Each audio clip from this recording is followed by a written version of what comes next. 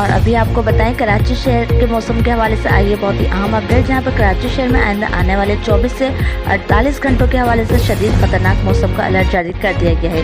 नई गर्मी की लहर की वार्निंग है, इससे मुतालिक आपको अपडेट करेंगे। वीडियो में आगे बढ़ते हैं।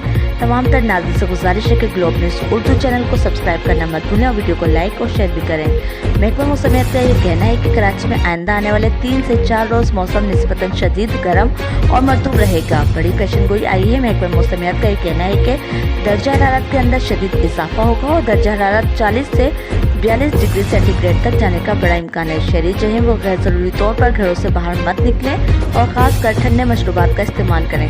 इसके साथ साथ ये भी बताया गया है कि वस्ती और बलाई सिंध के इलाकों में आज से शुरू होने वाली गर्मी की लहर जो है वो अपनी शिद्दत और जोर पकड़ेगी।